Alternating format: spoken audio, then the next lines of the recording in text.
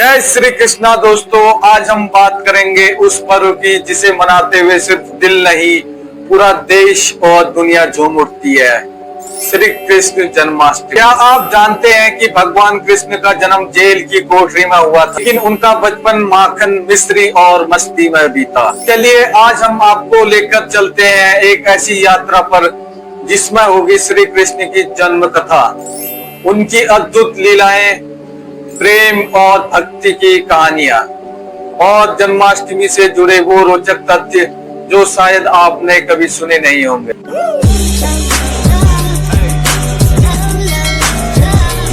कहानी शुरू होती है मथुरा के राजा कंस से। कंस अपनी बहन देवकी से बहुत प्यार करता था, लेकिन एक दिन एक आकाशवाणी ने भविष्यवाणी की, देवकी का 8वां पुत्र ही कंस का अंत करेगा। ऐसा सुनते ही कंस का चेहरा बदल गया और उसने देवकी और उसके पति वासुदेव को जेल में डाल दिया। साल दर साल देवकी के बच्चे जन्म लेते रहे और कंस उन्हें मारता रहा, लेकिन जब 8वां बच्चा आने वाला था तब आधी रात को भाद्रपद मास की अष्टमी तिथि रोहिणी नक्षत्र में बिजली कड़कने लगी, हवाएं तेज होगी और श्री कृष्ण का जन्म हुआ।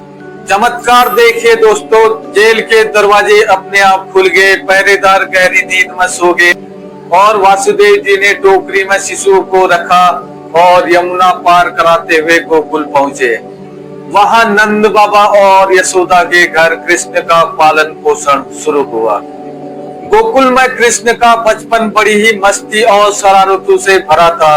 गोपियों के घर से माखन चुराना, अपने दोस्तों के साथ उसे बांटना और फिर मासूम सी एक मुस्कान देना, यही उनकी पहचान बन गई थी।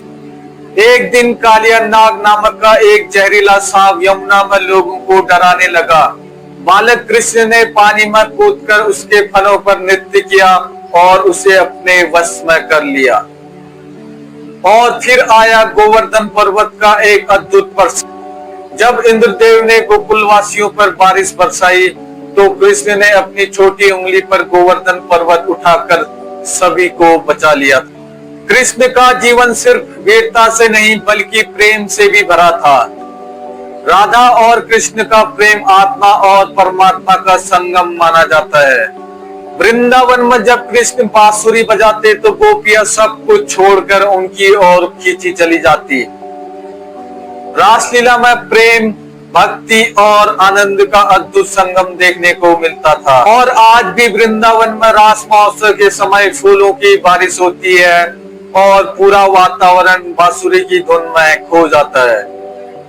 महाभारत के युद्ध में जब अर्जुन ने अपने ही रिश्तेदारों के खिलाफ लड़ने से मना कर दिया था, तब कृष्ण ने उन्हें जीवन का सबसे बड़ा ज्ञान दिया, भगवत गीता।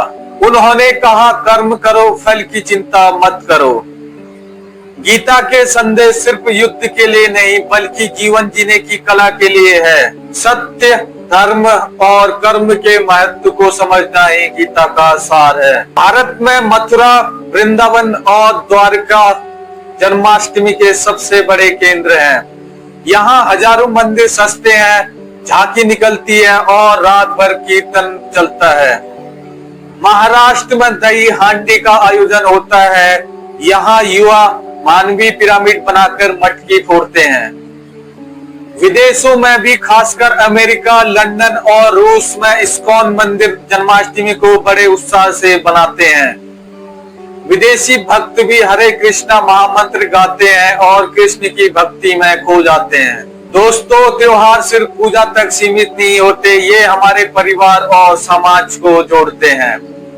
जन्माष्टमी हमें यह सिखाती है कि जीवन में प्रेम, सच्चाई और भक्ति को कभी न छोड़ें। घर के बच्चों को श्री कृष्ण की कहानी सुनाइए ताकि आने वाले पीढ़ी भी अपनी संस्कृति से जुड़ी रहे। दोस्तों, कृष्ण सिर्फ एक देवता नहीं बल्कि एक मित्र, मार्गदर्शक और प्रेरणा है। इस जन्माष्टमी मंदिर जाएं, माखन मिश्री चढ़ाएं और अपने दिल में प्रेम व भक्ति के दीप जलाएं।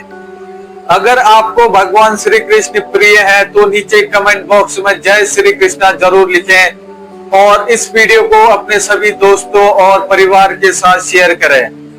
जय श्री कृष्ण।